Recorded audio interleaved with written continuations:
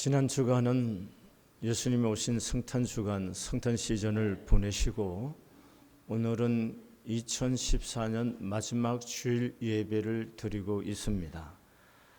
오늘 우리가 예배를 드리는데 여러분과 제가 드리는 예배는 하나님께 드리는 것이잖아요.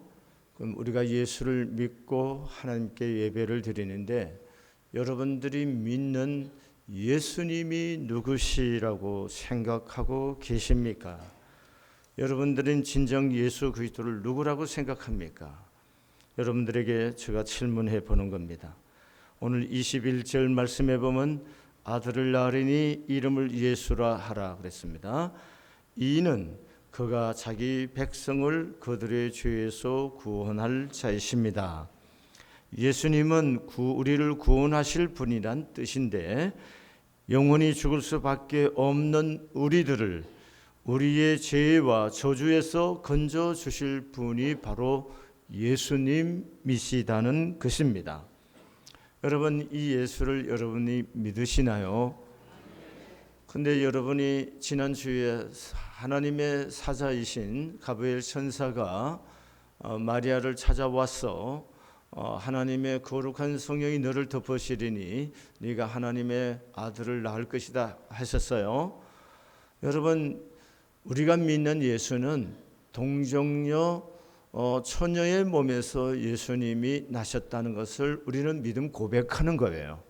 여러분 그렇게 믿나요? 여러분 괜히 억지로 그렇게 믿는다고 쳐주고 생각하고는 있지는 않습니까? 그냥 억지로 그렇게 믿으려고 하면은 우리의 신앙이 바탕이 흔들립니다. 오늘 한순간에 우리가 바탕이 견고하지 않아서 흔들리는데 우리가 이 부분을 성경은 무조건 믿어라 그렇게 말하고 있지 않습니다. 여러분, 하나님의 아들이신 예수가 처녀의 몸에서 났다는 것을 우리가 신앙 고백을 하고 있는데요. 이 모든 일 22절 말씀 보겠습니다. 시작. 이 모든 일이 된 것은 주께서 선지자로 하신 말씀을 이루러 하심이니 이랬습니다. 무슨 말씀인가요? 선지자로 하신 말씀을 대로 이루어지게 하기 위해서 하나님의 아들이신 예수가 동정녀 처녀의 몸에서 나셨다는 거예요. 여러분, 선지자가 언제 말을 했느냐 하면은 BC 700년경에 활동하던 이사야 선지자를 통해서 하나님께서 미리 말씀하셨습니다. 이사야 7장 14절의 말씀에 보면은 보라, 처녀가 잉태하여 아들을 낳을 것이요 그의 이름을 임마누엘이라 하리라. 이렇게 하나님께서 선지자 이사야를 통해서 미리 예언했던 그 말씀대로 22절에서 선지자로 하신 말씀대로 이루어진 것이다 하는 것이에요. 이게 굉장히 중요한 것입니다. 예수님이 태어나기 700년 전에 이미 예수님이 처녀의 몸에서 태어날 것을 하나님이 이사야 선지자를 통해서 미리 예언해 두셨다는 겁니다. 그러므로 성경은 성령으로 잉태되신 예수님을 무조건 믿으라고 하지 않습니다. 누가복음 1장 70절의 말씀에 보면은 이것은 주께서 예로부터 거룩한 예언자의 입으로 말씀하신 바와 같이 이렇게 말합니다. 하나님께서 당신의 독생자 예수를 처녀의 몸으로 태어나게 하신 것은 이미 선지자들로 통해서 말씀하신 것을 말씀하신 바와 같이 됐다는 겁니다. 이건 굉장히 중요합니다. 하나님은 수천 년 동안 여러 선지자들을 통해서 이미 메시아가 오실 것을 말씀했습니다. 여러분, 이사야 선지자를 통해서 구체적으로 말씀했지만 창세기에서는 이미 타락한 아담에게서부터 하나님께서 메시아가 올 것을 그림자처럼 그 가죽 양을 잡아서 가죽옷을 입힘으로 통해서 인간 구원에 대한 예표로서 하나님이 미리 이미 말씀하고 계셨던 것이에요. 그렇게 말씀하셨던 것인데 이것은 1600년 동안 성경이 기록이 됐는데 한 사람에 의해서 1600년 동안 기록된 것은 아닙니다. 이 성경이 66권으로 되어 있는 말씀인데 이 66권의 기록이 창세기에서 요한계시록까지 이 기록의 완성하기까지 얼마나 걸리냐? 1600년 동안 기록이 된 겁니다. 그리고 몇 사람이 됐냐면 40여 명의 사람들에 의해서 각각 시대와 환경과 다른 문화와 조건이 다른 그리고 학벌과 학식이 전혀 다른 사람들에 의해서 기록된 것이 바로 하나님의 말씀인 성경인 겁니다. 이 성경을 통해서 하나님께서 하나하나 예언하셨고 그 예언한 것들이 하나하나 성취된 것이 바로 성경이고 바로 그 예언 중에 하나가 하나님의 아들이신 예수가 처녀의 몸으로 잉태할 것에 대해서 이미 예언해 두셨고 그 예언한 대로 예수님이 오셨다는 것이에요. 우리가 믿는 것은 막연히 믿습니다. 믿어지지도 않는데 믿습니다. 우겨갖고 믿는 것이 아니고 이미 하나님께서 예언하신 것들을 역사 속에서 이루셨고 이루신 그 예언대로 보면서 하나님께서 말씀하신 대로 되어가고 있구나. 그 되어가는 것 중에 하나가 바로 하나님의 아들이신 예수님이 처녀의 몸에 태어날 것을 이미 예언하신 대로 그대로 오셨다는 거예요. 그렇기 때문에 우리가 처녀로가 잉태한 것을 우리가 동양녀 마리아가 예수님을 잉태한 것을 믿을 수가 있고 믿는 거예요. 그냥 믿는 거 아니란 거예요. 하나님이 할 것을 이미 다 예언해 주셨다는 거예요. 이게 중요한 것입니다. 여러분, 우리가 살아가는 이 세상의 역사가 그냥 인간들에 의해서 이렇게 기록되고 이루어져 가는 것처럼 생각하지만 이 역사가 인간에 의해서 가는 역사가 단순한 역사가 아니고요. 하나님이 구원하시고자 하는 구원의 역사가 이루어지고 있다는 사실을 놓쳐서는 안 되는 겁니다. 우리가 모든 사람이 자기 나름대로 세계관을 가지고 삽니다. 그 사람이 가지고 있는 세계관이 그 사람의 인생을 좌우하게 되는데요. 기독교의 세계관은 뭐냐 하면은 하나님이 만물을 창조하시고 하나님이 인간을 창조했다는 것을 믿는 이런 세계관을 가지고 사는 거예요. 그러면 우리들이 이런 세계관 속에서는 뭐가 있냐면 하나님이 인간을 창조했는데 이 인간이 창조된 인간이 타락을 해서 죄의 종이 되었다는 것이고 죄의 종이 된 인간을 하나님은 구원하시기로 계획을 세웠다는 거예요. 이것이 우리가 갖고 있는 세계관인 겁니다. 오늘 또 하나님은 죄인을 구원하시기 위해서 뭡니까? 일을 하고 계시는 거예요. 지금도 하나님은 우주 속에서 하나님이 일을 하고 계시는데 그 모든 일들은 뭐냐? 인간을 구원하시기 위함이라는 겁니다. 그래서 하나님이 때가 되었을 때에 예언하신 대로 하나님의 아들이신 예수를 보내주셔서 그가 인간의 죄를 사하고 구원하는 구원자로 오셨고 그 구원하시는 이 일을 이루기 위해서 하나님이 혼자서 일하시는 것이 아니고 하나님이 반드시 사람을 준비시켜서 그 사람들을 통하여서 하나님의 구원의 역사를 이루어 가고 있다는 것입니다. 여러분, 구약 성경의 창세기 6장에 보면은 하나님이 만물을 창조하시고 아담이 하나님 앞에 범죄함으로 에덴의 동산에서 쫓겨납니다. 그리고 인간의 자손들이 퍼져나고 살고 있는데 창세기 6장에 보면 그 인간들이 하나님의 눈에 얼마나 거스르는지 하나님이 사람을 지은 것을 후회하시고 한탄하시는 장면이 납니다. 왜 그럴까요? 왜 하나님이 사람을 지어놓고 보시기에 좋았더라 했던 그 인간에 대해서 하나님이 환멸을 느끼시고 한탄하시고 후회하고 계시는가요? 그것은 인간의 죄가 생각하는 것, 말하는 것, 삶의 모습 전부가 죄로 가득 차 있는 모습을 보면서 하나님이 견디지 못하여 하십니다. 그래서 하나님이 이러한 인간을 쓸어버리기로 하나님이 작정하십니다. 그 작정하는 가운데 하나님이 또 인간을 구원하자는 또 하나님의 계획이 또 심판 속에 있습니다. 그 심판 속에서 하나님의 구원 계획이 있는데 그 구원 계획을 이루기 위해서 누가 하나님 앞에 고용당에 쓰임을 받느냐 하면은 누구십니까? 노아입니다. 그러면 그 노아는 하나님 앞에 붙잡혀서 쓰임받는 사람인데 하나님이 그 노아를 부르시고 그를 구원하시고 그를 통해서 하나님의 역사를 계속해 가는데 그 노아는 어떤 사람인가요? 여러분 창세기 6장 8절의 말씀에 보면 모든 세상 사람들이 다 죄악의 관영에서 하나님 앞에 고통이 되는데 그러나 노아는 여호와께 은혜를 입었더라 이렇게 말하고 있어요. 여호와께 은혜를 입었다는 겁니다. 하나님의 말씀, 이 말씀은 무슨 의미냐면 하나님이 노아를 볼 때 세상에 다른 사람 보면 화가 머리에 끝까지 차오르는데 노아만 보면 입이 이렇게 보니까 하나님의 마음에 미소를 안겨드리는 그런 사람이라는 겁니다. 그러면 노아가 어째서 그렇게 하나님이 보기만에 미소를 주는 사람이냐 하면은 창세기 7장 1절의 말씀에 보면은 여호와께서 노아에게 이르시되 너와 내 온 집은 방주로 들어가라. 내가 이 세대에 내 앞에서 의로움을 내가 보았노라 이렇게 말합니다. 내 의로움을 보았다 이렇게 말합니다. 그럼 노아가 하나님이 보실 때 노아가 의롭다.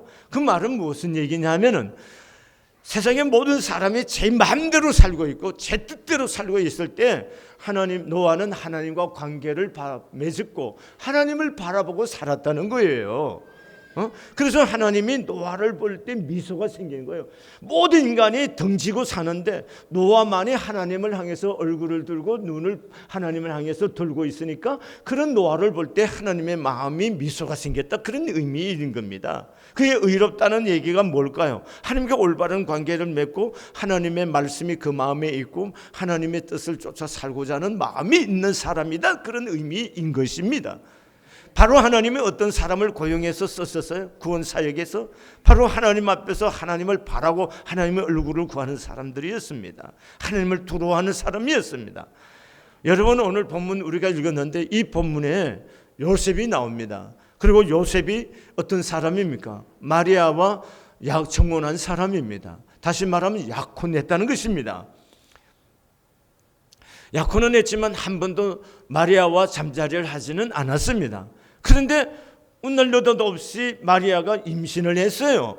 그러니까 이게 요셉이 마음의 상처가 얼마나 되겠어요. 얼마나 당황스럽고. 그런데 오늘 본문 18절과 19절의 말씀을 보면 성경이 이렇게 우리에게 증거하고 있습니다. 예수 그리스도의 나심은 이러하니 그의 어머니 마리아가 요셉과 약혼하고 동거하기 전에 성령으로 잉태된 것이 나타났더니 그의 남편 요셉은 의로운 사람이라 그를 드러내지 아니하고 가만히 끊고자 하여 이렇게 말하고 있습니다. 그의 남편 요셉은 어떤 사람이라고요?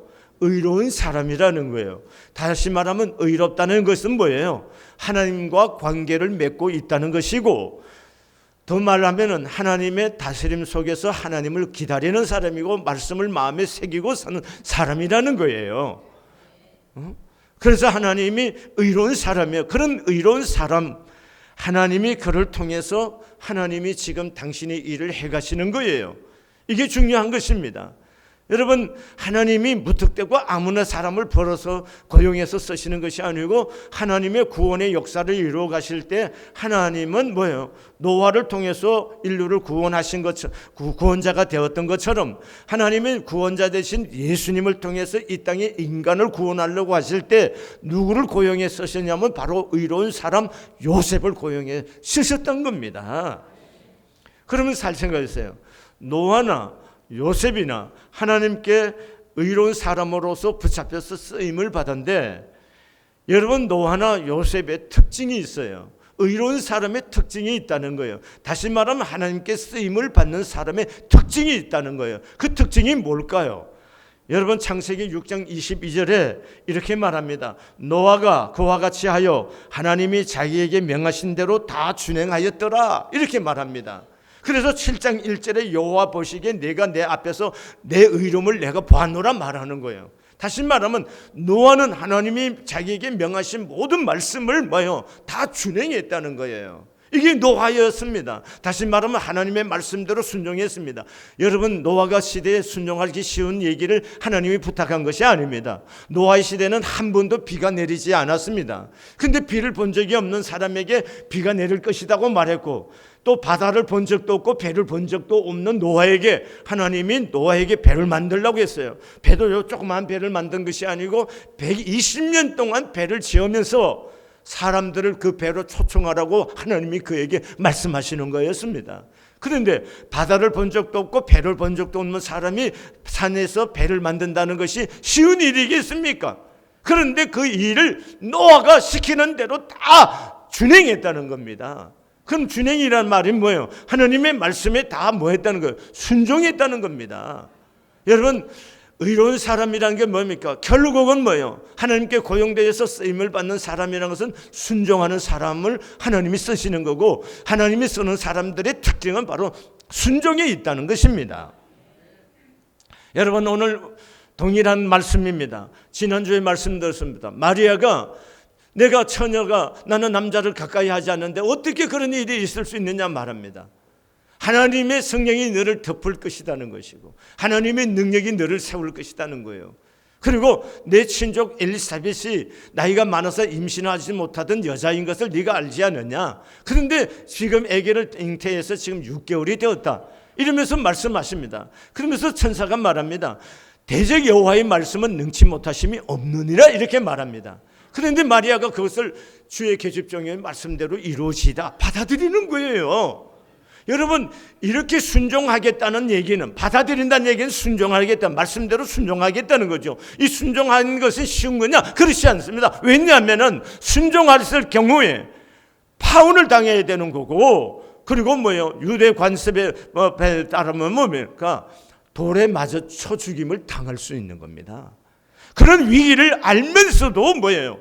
마리아는 예수님, 하나님의 천사 가브리엘이 와서 말을 할 때 그 말씀대로 받아들이고 순종하겠다고 받아들이는 것입니다. 여러분, 순종하는 것을 보면은 그 사람이 진정으로 하나님을 믿는 사람인지 하나님을 믿지 않는 사람인지 볼 수 있는 뭐예요? 시금석이 될 수가 있는 겁니다. 정말 믿음이 있는 사람이냐 없는 사람이냐, 그 믿음의 시금석이 뭐냐? 순종에 있다는 것입니다. 그러나 순종이 쉽습니까? 쉽지 않습니다. 왜냐하면 하나님의 생각과 내 생각이 다르고 하나님의 방식과 내 방식이 다르기 때문에 우리는 쉽게 순종해 갈 수가 없다는 것입니다. 마리아가 얼마든지 말할 수 있지 않겠어요? 하나님, 내가 믿지만 제발 이 일만은 전 못하겠어라고 말할 수도 있었을 것입니다. 여러분, 그러나 마리아는 대적 여호와의 말씀 앞에 자기를 복종시키고 순종했습니다. 여러분, 이해하니까 순종하는 게 아닙니다.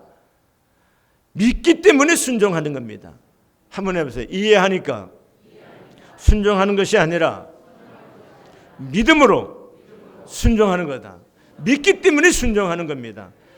지금 목사들이 모여서 얘기를 하는 가운데 보면은요, 50대 남자, 40대 중반 이후에 그리고 50대를 거치면서 좀 성공했다고 생각하고 돈 좀 있는 남자들이 교회에 거의 머물지 않고, 머물렀다 하더라도 거의 제 마음대로 사는 거죠. 교회에 와서 간섭을 받는다? 이걸 간섭이라고 생각하는 거예요. 내가 그래도 회사 가면 내 밑에 직원이 몇 명이 있고 그래도 나도 먹고 살만하고 하는데 뭐 교회 가서 이 얘기 저 얘기 싫어라 한다는 거죠. 여러분, 무슨 목사의 말에 뭐 하라는 얘기가 아니잖아요. 우리가 믿는다는 것은 무슨 목사 개인에게 있는 거 아니고 하나님의 말씀 앞에 우리가 있는 거지, 목사가 무슨 목사 앞에 있는 겁니까? 여러분은 또 한 가지 생각해 봅시다. 돈을 벌면 얼만큼 벌었고 얼만큼 있는 거예요. 자신 잘 생각해 보시기를 바랍니다. 다행히 우리 교회는 그런 분들이 안 계셔서 제가 이렇게 말할 수 있는 겁니다. 여러분, 돈이란 거 얼마큼 있어야 되는 건데요. 얼마큼 보면 거들먹거릴 수 있는 겁니까? 그런 거 아니잖아요. 언제는 우리가 있었나요? 다 하나님의 은혜로 여러분과 저희가 복을 받은 거 아닙니까? 이걸 잊어서는 안 된다는 것입니다. 여러분, 우리가 순종하게 되면요, 때로는 바보가 되기도 하는 거예요. 그런데 하나님이 그 순종을 기뻐하신다는 겁니다. 하나님의 기쁨이 어디냐? 그 순종을 하는 사람을 볼 때, 하나님 순종을 볼 때 기뻐하고, 그런 순종하는 사람을 들어서 하나님의 역사에 쓰임을 받는 인물이 되게 해 주신다는 겁니다. 여러분, 순종하면은요, 하나님이 어떤 은혜를 주시느냐면요, 하나님이 반드시 이 가운데 지켜주셔요. 순종하는 사람을 하나님이 지켜주십니다. 잘 보세요. 마리아를 보세요. 마리아가 하나님 앞에 도저히 처녀가 잉태한다고 말도 되지 않는 얘기지만 하나님의 말씀대로 그가 순종했을 때 그가 이어 파혼당할 수 있고 돌에 맞을 수 있는 위기를 경험하지만 그러나 하나님이 그런 마리아를 지켜주시는 거예요. 오늘 성경에 보면 요셉은 의로운 사람이라 조용히 파혼하려고 그렇게 생각했습니다. 그러나 천사가 그에게 나타나서 자초지종을 설명하고 그에게 이해할 수 있도록 설명을 해줬어요. 그랬더니 요셉은 천사가 말한 대로 마리아를 아내로 맞이하게 되는 것을 볼 수가 있습니다. 잘 보세요. 하나님이 마리아가 순종했다니까 하나님이 요셉 속에 역사하셔서 요셉으로 하여금 뭡니까? 마리아를 버리는 것이 아니라 도리어 요셉으로 하여금 마리아의 위기의 삶을 지킬 수 있도록 보호해주는 보호벽이 되게끔 요셉 속에 하나님이 역사해 주셨다는 것입니다. 여러분, 우리가 순종하면 인생의 위기가 올 수가 있고 고난이 올 수가 있습니다. 그러나 하나님께서 반드시 지켜주신다는 것입니다. 바로 하나님은 마리아가 순종했을 때 하나님께서 천사를 동원해서 요셉을 이해시키고 그에게 설명을 해줘서 그로 하여금 받아들이게 하는 것입니다. 그래서 오늘 25절에 보면 요셉은 아들을 낳을까지 아내와 잠자리를 하지 않을 뿐만 아니라 주님의 뜻대로 그의 이름을 예수라까지 지으면서 순종해 드리는 것을 볼 수가 있습니다. 순종하면 반드시 하나님께서 위기 가운데 지켜주실 줄로 믿습니다. 순종하면은요, 주님께서 우리 인생의 사이즈를 크게 키워주실 줄로 믿습니다. 보세요.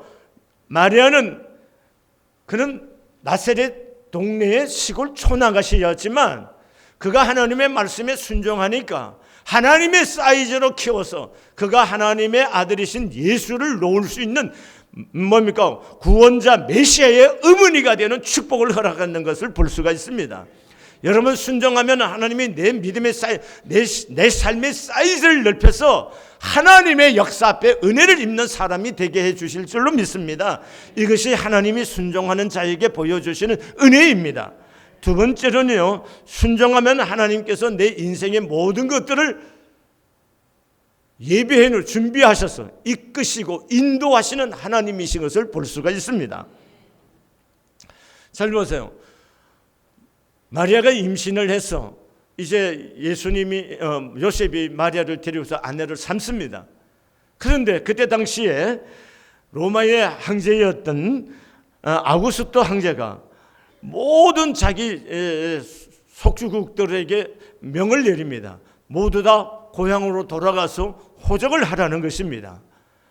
왜 그때 아우구스토를 통해서 아우구스토가 그런 명령을 내리냐 말이죠. 그것도 이상하잖아요. 그리고 또 마리아가 지금 뭐예요? 만삭이잖아요. 만삭인데 지금 전 차를 타거나 비행기 타고 가는 것도 아니고 뭘 타야 돼요? 나귀를 타기든지 아니면 걸어가야 되는데 만삭인 아내를 데리고 걸어가야 할 마리아, 요셉도 또 만삭의 몸으로 띠뚱거리면서 걸어가야 할 마리아도 쉬운 것이 아니라는 거예요. 그런데 그 말씀대로 뭐예요? 베들레헴에 가갖고 그 가서 많은 사람들이 있어서 영환도 못 입고 구유해서 아기를 낳는 거예요. 그거는 이해도 할 수 없는 거고 굉장히 받아들이기 힘겨운 상황인 겁니다. 그러나 이것은 또 다른 하나님의 놀라운 구원의 계획이 있음을 알 수가 있는 거예요. 잘 보세요. 그 당시에 천문학자, 동방박사들이라는 것은 현재 말하면 천문학자들입니다. 이 사람들이 천문학, 별을 연구하고 있는데 이 별을 보는 순간에 이 사람들이 무엇을 깨닫느냐면 메시아가 나타났구나, 한 왕이 태어났구나, 이런 것을 발견하고 이 왕에게 예배하기 위해서 뭡니까? 동방에서부터 예루살렘으로 옵니다. 그래서 헤롯에게 만나서 자초지종을 얘기합니다. 그리고 그 별에 나왔을 때 바로 헤롯을 만나고 나왔을 때 한 별이 또 인도에서 베들레헴까지 갑니다. 그리고 그 아기 예수에게 황금과 몰약과 유황을 선물로 드리고 경배하고 돌아갑니다. 그리고 나서 예루살렘에 돌아가지 않고 바로 자기 고향으로 갑니다. 그러니까 헤롯이 생각이 생기면 이거 봐라, 이거 안 되겠구나. 그래서 헤롯도 알아차리기 시작합니다. 그래서 2살 밑에 아이들은 무조건 다 죽이도록 명령을 내리는 겁니다. 그런데 여러분, 질문을 하겠습니다. 갈릴리 나사렛이라는 것은 내륙 지방에 있는 것입니다. 내륙 지방에 있는 그 나사렛에서 마리아와 요셉이 거기에 머물러 있으면서 아기를 낳았더라면은 그 헤롯이 아기 2살 밑에 애들을 죽이라고 하는 그 명령에서 벗어날 수 있었을까요? 없었을까요? 모르겠죠. 벗어날 수가 없습니다. 그런데 베들레헴에 온 거거든요. 베들레헴에서 조금만 나온 광야입니다. 그리고 그 광야를 지나면 어디에요? 애굽인 거예요. 그래서 그 명령을 듣고 소식을 들은 요셉과 마리아가 천사들의 명하심을 따라서 얼른 나귀를 준비해서 도망을 가는 거예요. 어디로요? 애굽으로요. 그래서 헤롯이 죽기까지 애굽에서 머물 수 있습니다. 자, 보세요. 순종하니까 하나님께서 그렇게 힘든 반석의 몸으로 순종하니까 하나님이 하시는 구원의 역사를 이루는 일에 놀라운 역사를 맛볼 수 있잖아요. 안 그랬으면 뭐예요? 아기가 죽는 거죠. 그러면 우리가 의문이 생기죠. 아니, 둘이서 도망가고 애굽에 갔으면은 뭘 먹고 살았지? 고민이 안 됩니까? 여러분, 여기서 부산만 가도 여러분 뭐 먹고 살 거예요? 뭐 먹을 거 있어요? 근데 타국에 갔단 말이죠. 뭐 해 먹고 살겠어요? 잘 보세요. 동방 박사들이 왔을 때 뭘 줬어요? 뭘 줬어요? 몰약과 황금과 유황을 줬어요. 그걸 팔아서 생계를 유지했다는 겁니다. 그럼 보세요. 하나님의 계획이 얼마나 절묘한가를 아시겠죠? 얼마나 절묘해요. 사람은 다 모르요. 부분적으로 하나님이 말한 대로 이해도 다 못하지만 그냥 하나님이 명하신 대로 순종해 가기만 하면 하나님은 종합적으로 그 모든 것을 조정하고 조절해서 순종하는 사람에게 다 준비해서 삶을 이루어 갈 수 있도록 인도해 주시는 거예요. 여기 순종하는 사람들이 받는 은혜인 겁니다. 여러분, 동방박사가 오리라고 머리에 생각이나 했겠습니까? 그런데 동방박사가 온 거예요.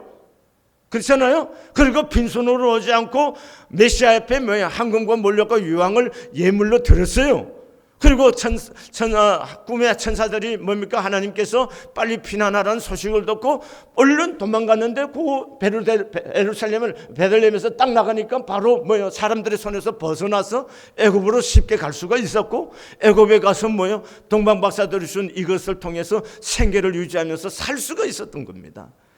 뭔 얘기하는 건가요? 우리가 이 땅에 살아가면서 하나님께 순종하면은 내가 내일을 잘 모르지만 하나님은 내일의 내 인생에 대해서 준비하고 계신다는 거예요. 순종하기만 하면은 하나님은 내가 다 알지 못하는 삶의 자리에 다 내가 필요한 것들을 준비하고 계시는 하나님이시다는 거예요. 난 여러분이 이런 하나님을 믿느냐는 거예요. 하나님이 정말 살아계신 것을 믿고 하나님은 그를 찾는 자에게 상 주시는 이런 하나님이신 것을 여러분이 진정으로 믿느냐는 겁니다. 이 하나님을 믿지 않는다는 거죠.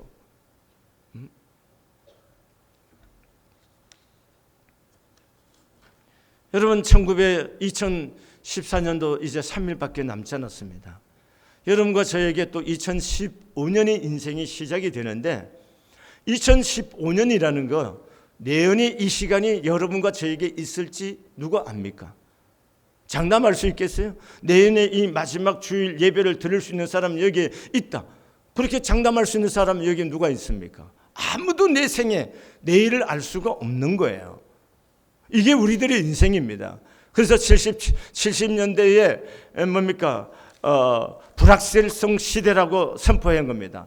미국의 경제학자였던 갤브레이스라는 박사가 77년도에 불확실성 시대라는 책을 저술해서 발표를 했습니다. 그 다음에 여러분 갤브레이스뿐만 아니라 프랑스 사회학자이나 또 문화비평가인 에드가 모랭이라든가 여러 분야의 사람들이 뭐라고 얘기하냐, 우리가 사는 시대는 앞으로 갈수록 불확실성 시대라는 것입니다. 아무도 장담할 수 없다는 거죠. 그리고 오늘에 살았던 우리들의 생각과 판단을 갖고 내일을 받아들일 만한, 예측할 만한 그런 것들이 없다는 겁니다. 이만큼 뭐예요? 우리가 사는 내일이 불확실한 시대에 우리 모두가 살고 있다는 겁니다. 여러분과 저의 인생도 마찬가지죠. 2015년 여러분은 확신을 가지고 말할 수 있는 것이 몇 가지나 됩니까? 무엇이 있다는 겁니까? 모두가 불확실한 거예요. 불확실한 이 시대를 우리가 사는 거예요. 그런 이 불확실한 시대를 살아가는 우리에게 있어서 우리가 담대하게 우리의 비전을 갖고 꿈을 꾸고 하나님을 향해서 고백할 수 있는 것은 뭐냐면은 하나님이 살아계시는 거고, 그 하나님을 찾는 자에게 상 주시는 하나님이실 뿐만 아니라 그에게 순종하는 자를 위해서 하나님은 우리를 통해서 구원하시는 그 역사를 쓰임을 받고 쓰기를 원하시는 거예요. 여러분과 제가 오랫동안 산다는 것만 목적이 있는다, 그건 세상의 사람들이 믿지 않는 사람들입니다.